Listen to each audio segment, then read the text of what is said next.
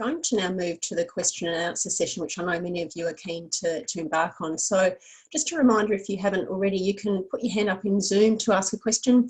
You can go to the Slido website and use the event code FIT21, and there's a link to that in the Zoom chat. Thank you, Meg. Or you can just put them in the Zoom chat section. I've seen a number of questions pop up there as well. So please keep your microphone muted when you're not speaking to avoid any feedback and background noise, and let's get to it. So there were some stakeholders have already sent us some questions when they registered to attend the forum today, so we might start with those. We did have some questions from a number of attendees, including Mike, Alan, John and George, so thank you for those questions. So let's start with those. We've summarised those questions in the next 3 slides, and I'm also joined by Jonathan Roberts and Marcus Crudden to help respond to questions. We also have our consultants from Frontier Economics here today, Andrew and Eshan, so thank you for joining us for some of the more technical questions. So question 1, thank you Mayumi for the slide. If the wholesale price for power is going down, why is this not reflecting the retail price? On what basis do you state electricity pricing has come down? Mine's only ever gone up and I'm yet to see any signs of lower electricity prices. Jonathan, that might be a good question for you to kick off with, if that's all right. Yeah, absolutely. Happy to answer that question, and it is a very good one. So look, I think that you're right. In recent years, electricity prices have on average increased.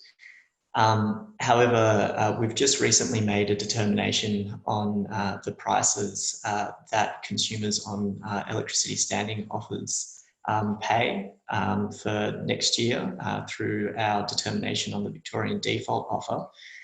And our decision on that was that prices for those customers on standing offers should decrease by 10% for residential customers on average, and 14% for small businesses, again, on average across the different distribution zones in Victoria.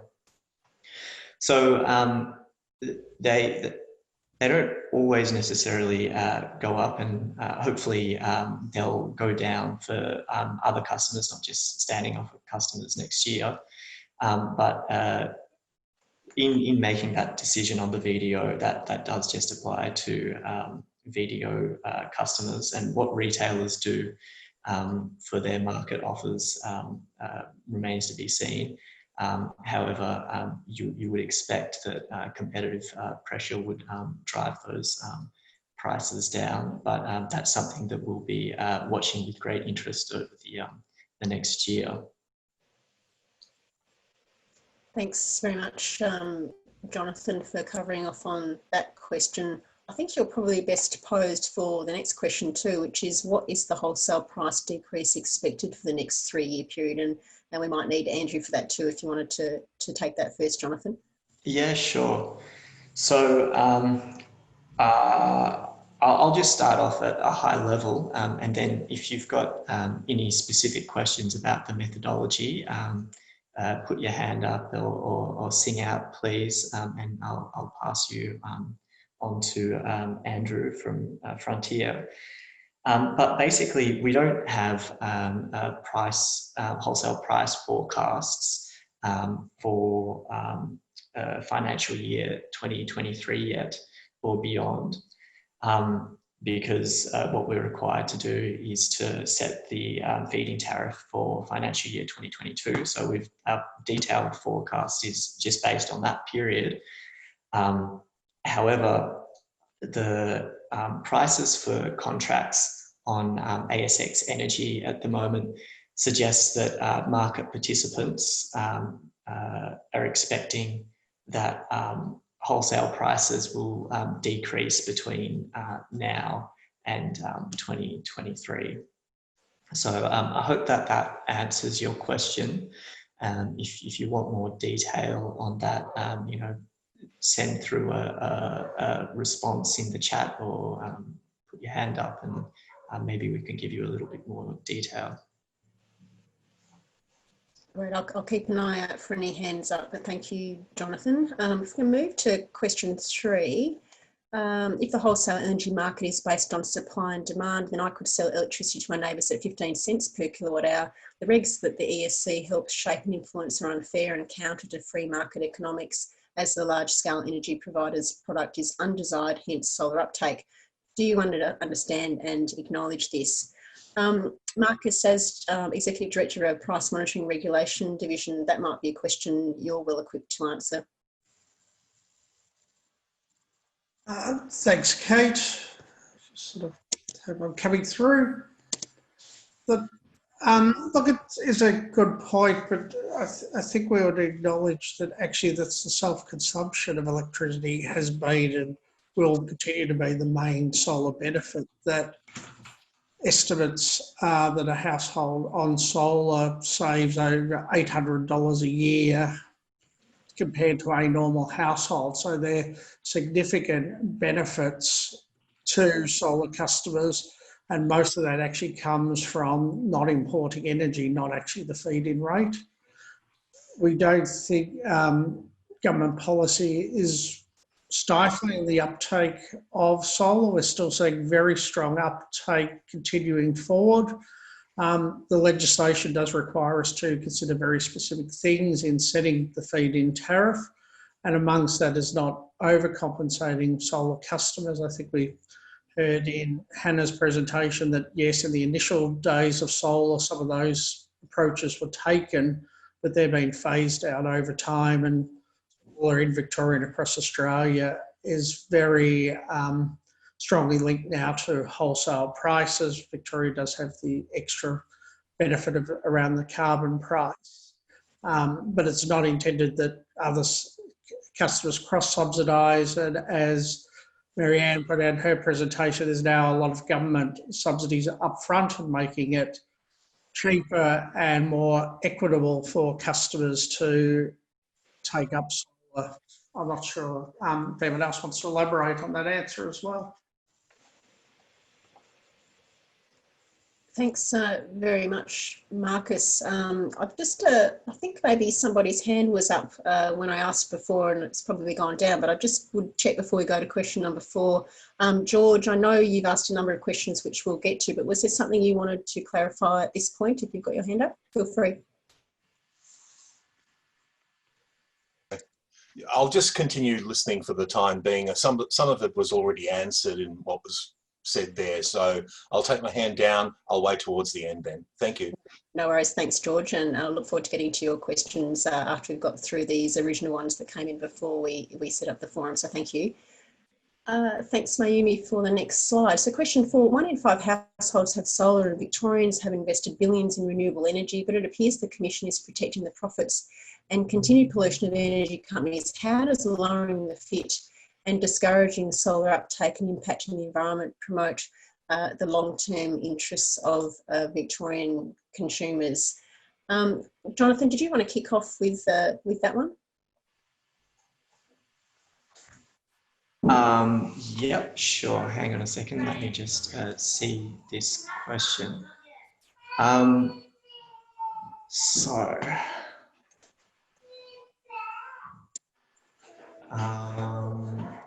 Could we move on to the next one? I had prepared a response for this, but I'm having difficulty finding it. Yes, no worries at all. We can come back to number 4 maybe. Number 5 is a technical question too. Why do I get charged more for electricity because I have solar panels, i.e. 45 cents per kilowatt hour against 32 cents per kilowatt hour if no solar panels? That was something you touched on, Jonathan, in your presentation, the difference between what you get paid versus what you have to pay for electricity that you import. Did you want to just touch on a couple of those themes again in terms of why you have to pay more for what you pay for electricity from your retailer itself? Yeah, sure, absolutely. So I think that the first thing to kind of mention is that there are a number of electricity offers available to solar owners. So some with higher export rates and also higher import rates, and then others with lower export rates but also lower import rates. And what's important is to pick the deal which best gives you financial benefits and matches your circumstances. But I think that if you're finding that your retailer isn't letting you access those lower rate deals, that's something which would concern us a lot. And we'd encourage you to please get in contact with us so that we could investigate this further. Yeah, that's thanks, Jonathan. That's a really good point. I'll just add a couple of things to that, if that's all right. The energy rules in Victoria do require energy businesses to sell electricity to solar customers at the same tariffs and on the same terms and conditions that it offers to non-renewable energy customers. So we can take action if those rules haven't been followed, and solar discrimination is certainly a priority area in the last financial year for the Commission, and it's certainly something we've had a focus on in terms of seeking to promote trust in our market as an ongoing theme. So if solar customers have concerns about what they're being charged, whether that's different from a non-renewable customer, what I'd suggest is that you contact us, because those energy rules are something that we regulate. So there's actually a link on our website under the Contact Us tab at esc.vic.gov.au. There's a section there on complaints about energy providers, so that you can report a problem with your energy provider that you think might not be doing the right thing under our rules. So I just encourage solar customers to let us know about those sorts of things if you've got those concerns, because our team in the compliance and enforcement team can look into that and see if those rules have been followed. So we are very attuned to wanting to understand if there is solar discrimination going on out there, then please do let us know. Thanks, Jonathan. Maybe if we turn back to question 4, Marcus, this might have been a question maybe better attuned for you to respond to, if that's okay.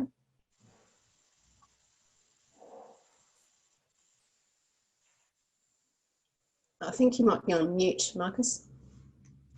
Sorry about that. I promised by the end of the pandemic I'll learn to unmute myself. It seems to be the great challenge for us all. Look,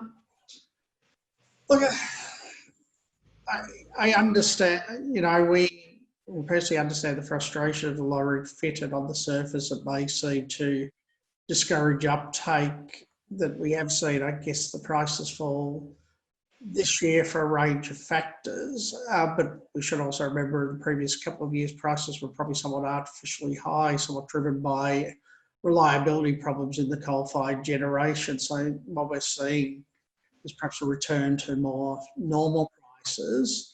It's certainly not something we're doing to protect profits or continue pollution of energy customers. I guess we're pricing in a way that's trying to be neutral about what is the wholesale cost faced regardless of source. What we are seeing, I guess, wholesale prices come down for a range of factors, and some of those are the uptake of renewable systems in the wholesale market, not just solar feed-in. So at the moment, it looks like we're in a period where prices and wholesale prices have fallen a fair bit or will be remaining low, but there continues to be, really good, strong reasons to take up solar for the avoided cost of import charges, where you're paying of the order of 25 cents to 32 cents a kilowatt hour, and also the environmental benefits that come from you avoiding taking on perhaps coal-fired power. So, there are broad incentives to do it. We're still seeing very strong uptakes. And as Marianne presented, we're also seeing the Victorian government rolling out a range of support programs and significant support, I guess, in the state budget for solar and renewable energy across Victoria. Thanks very much, Marcus. If we turn to question 6, how does allowing retailers to only give 5 days notice of a change to the feed-in tariff help people? This decision is a reversal of the 12-month no price change policy you recently implemented. Miriam, I think you're going to have a go perhaps at this question, but before we do so, I might just add a couple of comments in here. The Commission's really been keen to ensure that solar customers are notified of changes in their feed-in tariff before those changes actually occur. We've seen sort of a range of behaviour across retailers in terms of notifying any changes in the feed-in tariff to customers. For price and benefit changes, we had brought in some rules that meant that they needed to give customers 5 business days notice of those changes coming in, and we think there's a strong proposal to give that same notification period to solar customers if there is a change in their feed-in tariff. So we're really wanting to see a consistent approach to notifying customers across all retailers, and that's where that new notification requirement has come from. So maybe on that point, Merrin, did you have anything else to add? No, I think Kate, you've answered it perfectly. That's exactly what I would have said. Oh, good. Thank you, Merrin.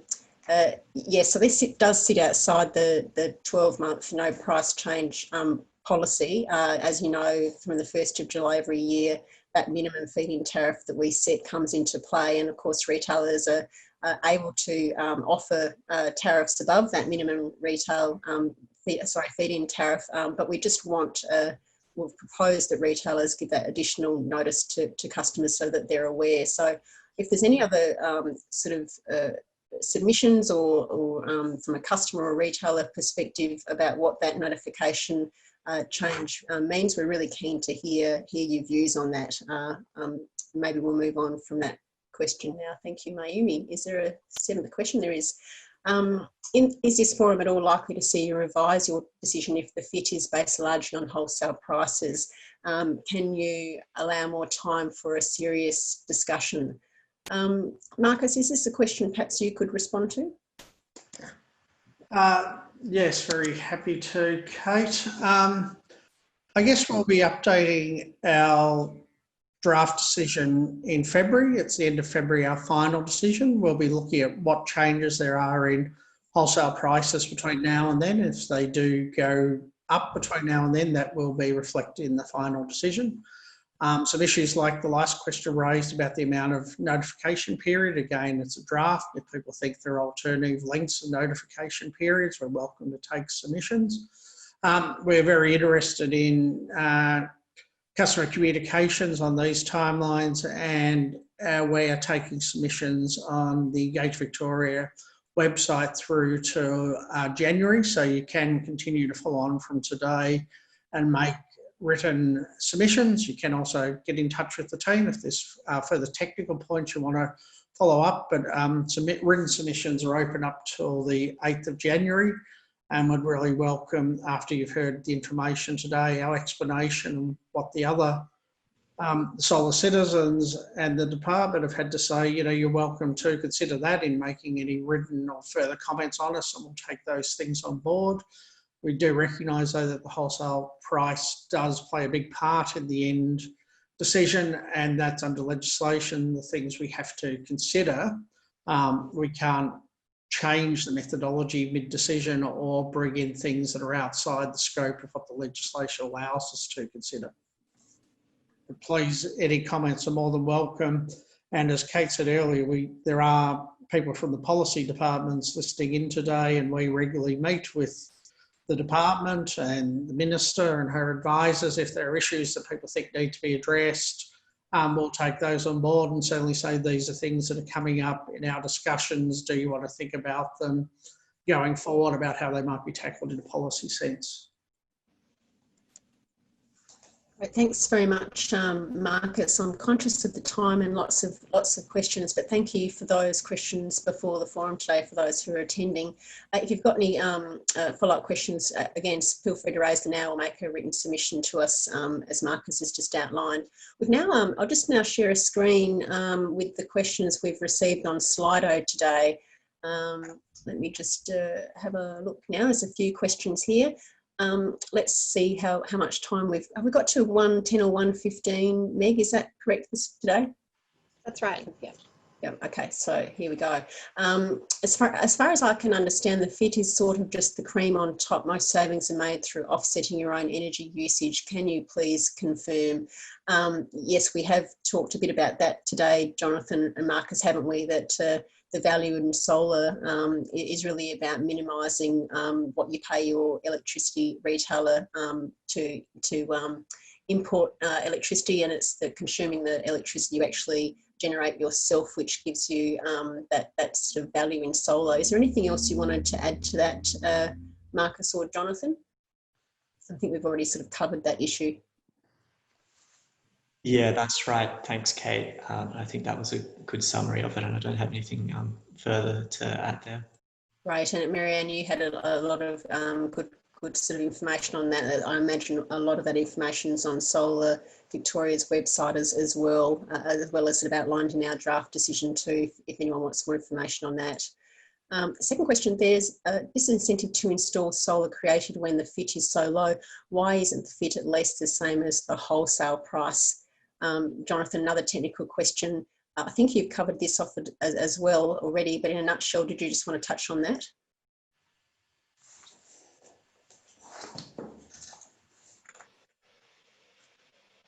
I think you're on mute, Jonathan.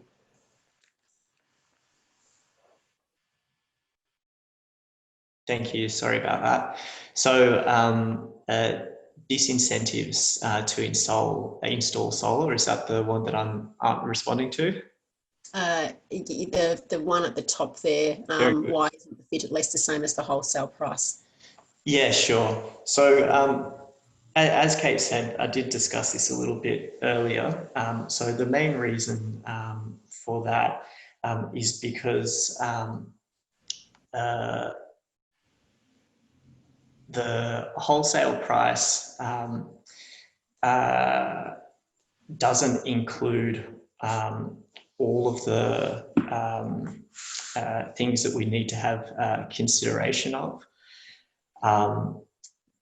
The wholesale price is just what generators pay, whereas what we need to consider are also the losses associated with transporting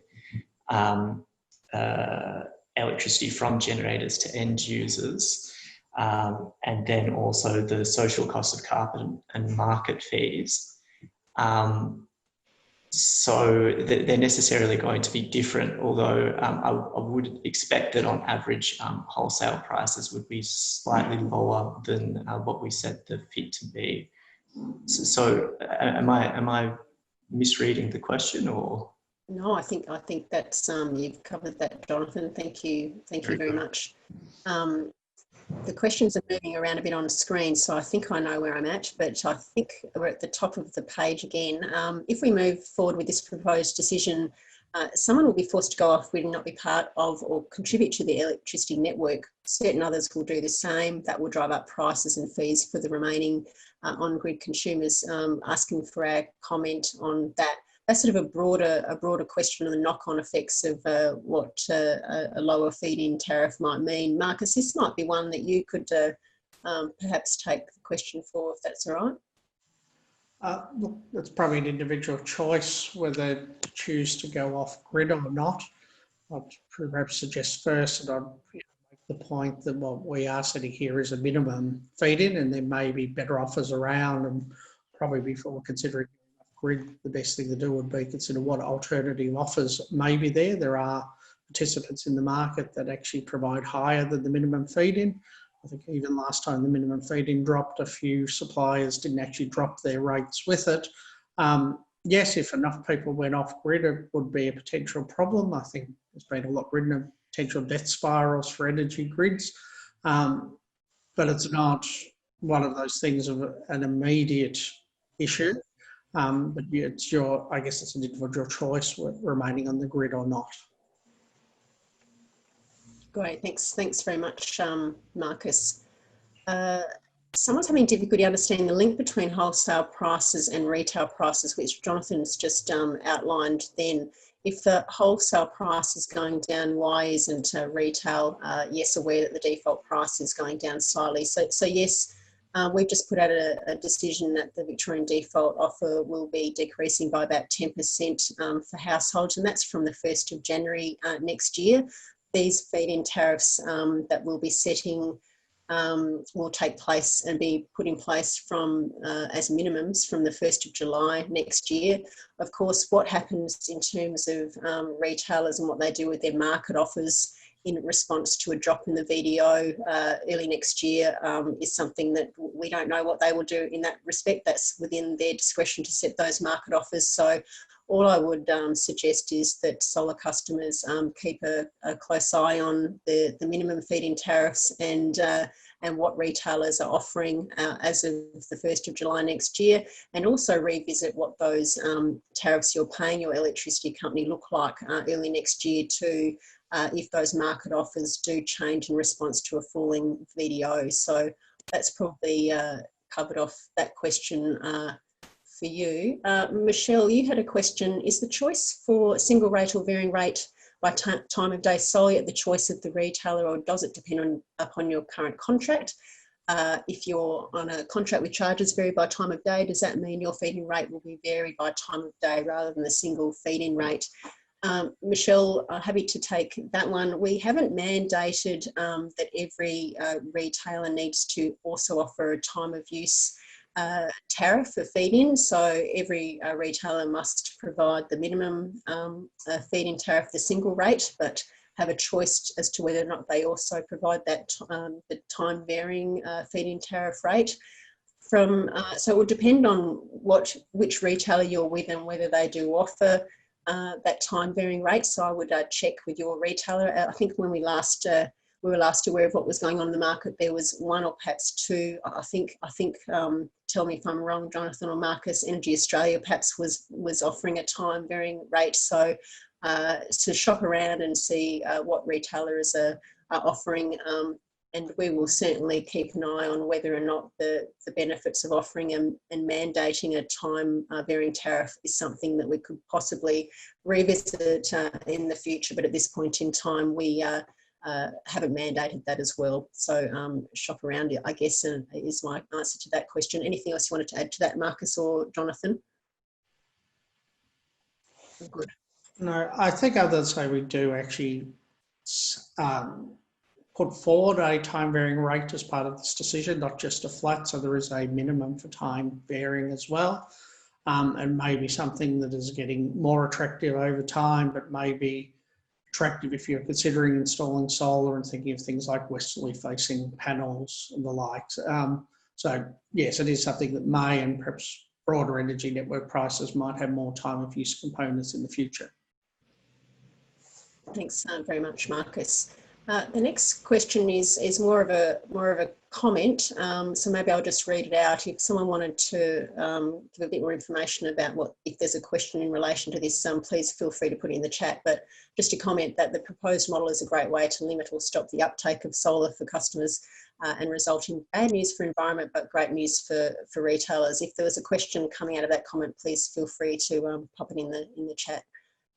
Next question. It is very difficult to get bottom line prices from retailers, that is with discounts and pay on time benefits. Is this an area that ESC has any influence on? I'm happy to take that question. We have put in place a number of new rules that deal with discounting of energy offers and the pay on time benefits, including setting how much a retailer can charge you if you do miss paying a bill on time. We've put a very distinct percentage, a reasonable percentage that reflects the retailer's costs of you not paying on time. But it does mean that we have a very high interest in this area. So if there's anything that we'll be watching those rules and the behaviours very closely. So yes, we do have a role, and that is part of the energy rules in Victoria that we regulate. So if you are having difficulty understanding your pricing from your retailer, I would contact your retailer and ask for more information. Ask them if you're on their best offer as well.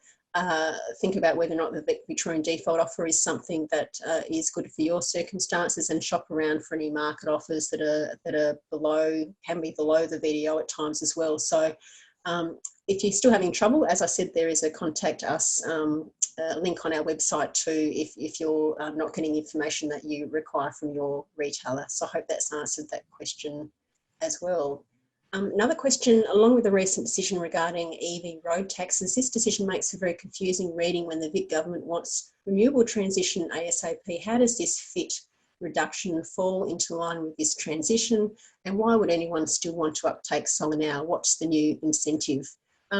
Marcus or Jonathan, I think we've probably covered off on this question, but if there's anything else you wanted to add, I'll hand over to you. Look, I think I would reiterate that the benefit of solar is not just the feed-in tariff. There is significant savings for solar customers, and there are savings, perhaps more potential, as I saw in Mary Ann's presentation, about looking at how you may maximise that self-consumption of energy and avoiding the retail prices as far as possible. So I think look at all of them. We obviously don't play a role in electric vehicle taxes. That's not something that's beyond the Commission's mandate or scope, so I can't comment on that. But I think the state budget probably showed a strong commitment by the Victorian Government towards renewable energy and the uptake of renewable energy. Thanks very much, Marcus. And Marianne, if there's anything from a Solar Victoria perspective you'd like to add into that conversation, please feel free. Look, I think from our perspective, there's probably value in saying we're actually seeing over the last 12 months a huge uptake. And we believe that's probably the result of a lot of people working from home, obviously as well. But yeah, the demand for our program's really strong, to the point where we're actually seeing rebates, rebate allocations being taken up, in a very short period of time. So November has been one of the strongest months for the program, now that everybody's back to work as well. So we've seen installations rise significantly after a difficult year. So yeah, from our side of things, we're certainly seeing a demand. Thanks very much, Marianne. And just touching on the issues I raised before about new rules relating to discounts and other pricing rules for how market offers are put out into the market by retailers. Michelle's just put in the link as well, a link to those new protections and what that means for a customer as well. So thank you, Michelle. At this point, I think we've got to the end of the Slido questions.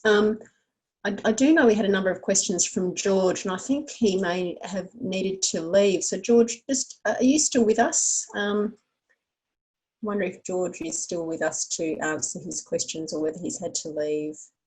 He might have had to have left. The recording for this will be actually put on our website, so people can still watch it later and see what answers to questions were given later on in the session. So we will be doing that.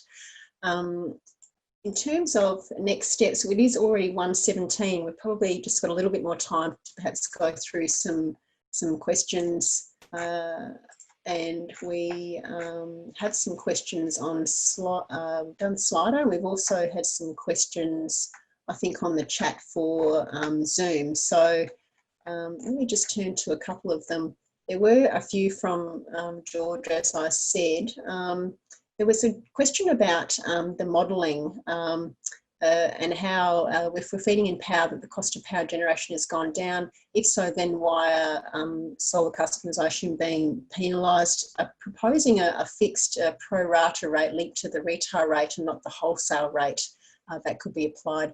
I wonder, Andrew from Frontier, this might be a very good question for you to answer, given the modelling nature of the question, if you're there, Andrew.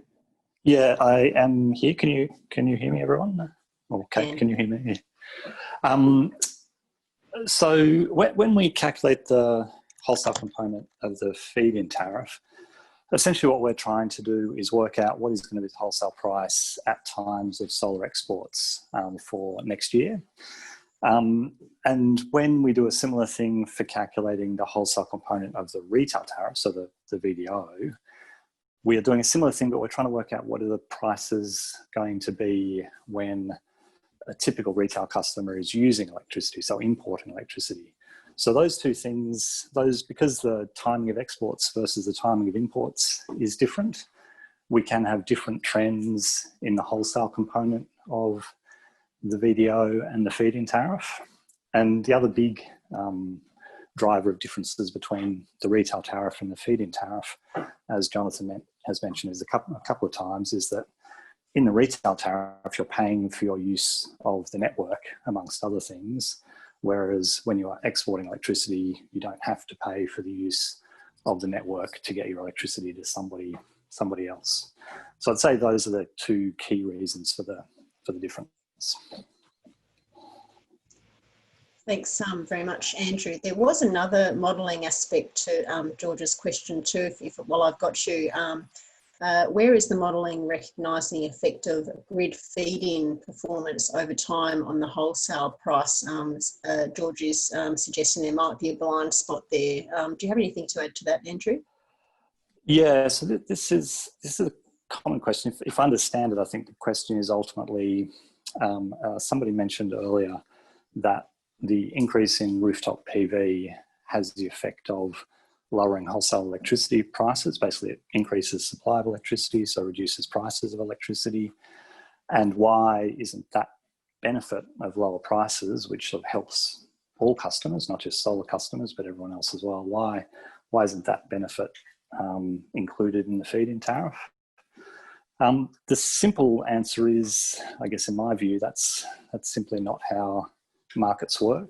And I guess to give you an example, by the same sort of logic, when somebody installs air conditioning, that increases wholesale prices for everybody else, but the person that installs air conditioning doesn't have to compensate all of the other customers for the higher electricity prices driven by their increased consumption.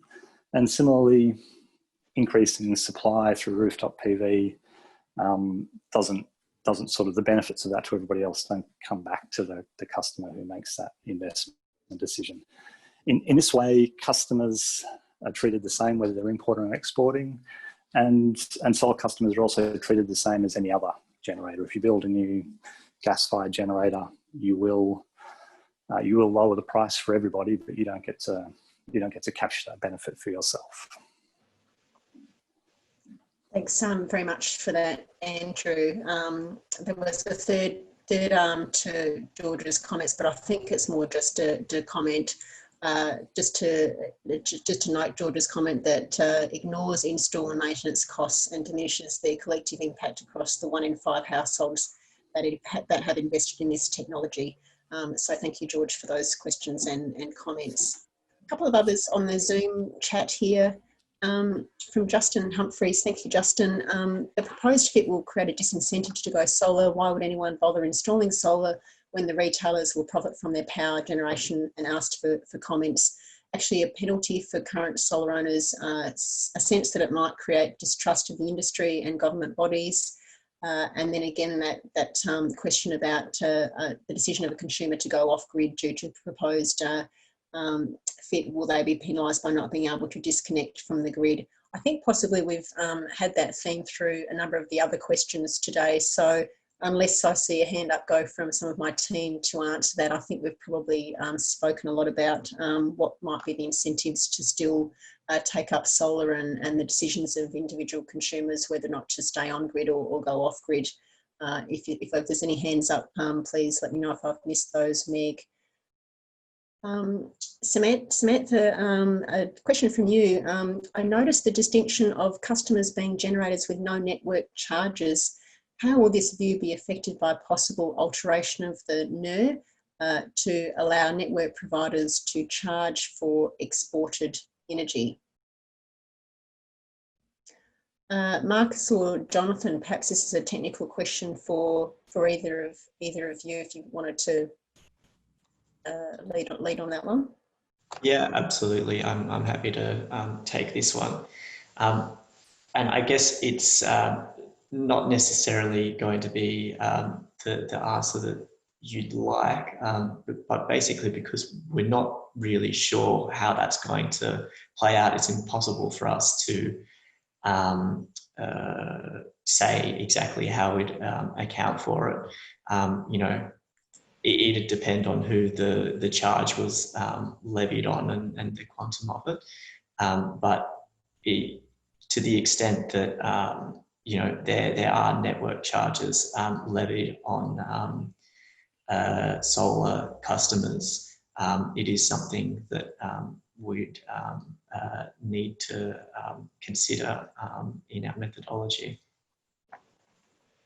But I think we would also say this would first be a policy consideration of government, not one we would impose. I think Hannah mentioned this in her slides, and I'm sure people like Hannah will probably be campaigning very strongly against the introduction of any of those charges. So it really would take a government policy decision. It's not something the ESC would implement. Thanks, Jonathan and Marcus, for that. I think that actually takes us to the end of the questions that have been put on the Zoom chat, unless I see Meg draw my attention to anything else. Given that you've just referred to Hannah's presentation again, Marcus, Hannah, I wouldn't mind just giving you the opportunity to make any last comments or remarks after seeing some of those questions, given none seem to be directed to you, but you have the opportunity is there if you'd like to add anything in at this point.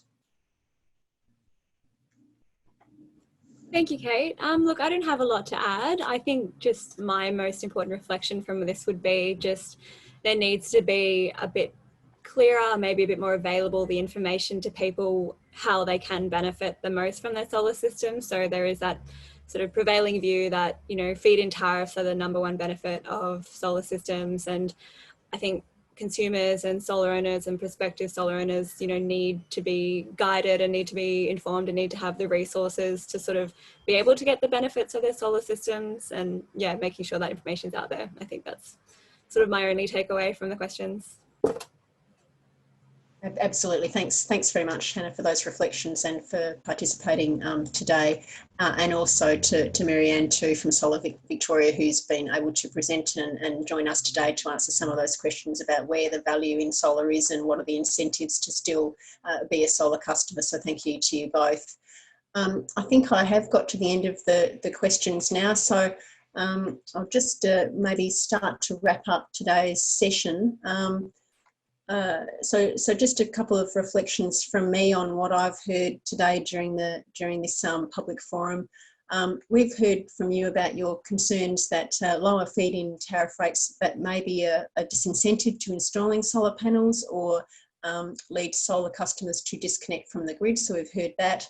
Also heard that perhaps our approach potentially doesn't take into account the costs of installation and maintenance of solar panels, and we've just touched on what our role is actually under the legislative framework of how we go about setting the minimum feed-in tariff rates.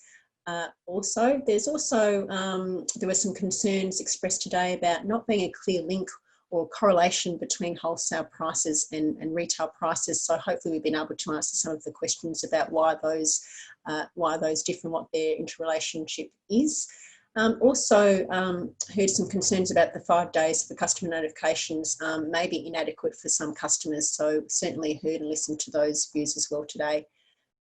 Those were some of my reflections, but I've certainly found it very valuable to hear firsthand the issues and the questions that have been raised today. So thank you very much for attending and for those questions and comments. All of the questions and comments today will be used by us to make our final decision. So, but there is still time for you to take away today what you've heard, further elaborate on any of your responses and concerns and submissions. So please, I encourage you to make some comments or another formal submission to us via Engage Victoria, or you can also email us. The team is at fitreview@esc.vic.gov.au. Submissions close on the 8th of January. We've wanted to give all of our stakeholders a bit longer over the end of this year into next year, so that there's not too much pressure to respond in a quick time frame. So there's plenty of time left yet. We will be making a final decision and determination by February 2021. And as I said before, those minimum feed-in tariff rates will take effect from the 1st of July next year. Some excellent conversation today. Thank you everyone for taking the time to contribute to the conversation too. In closing, can I just thank our presenters again, our project manager, Jonathan Roberts, again, to Marianne Doyle from Solar Victoria, to Hannah Mitchell from Solar Citizens, and all the Commission staff who put today's session together. We hope to hear from you again before the 8th of January, and thank you everyone for your time, and stay well. Thanks everyone.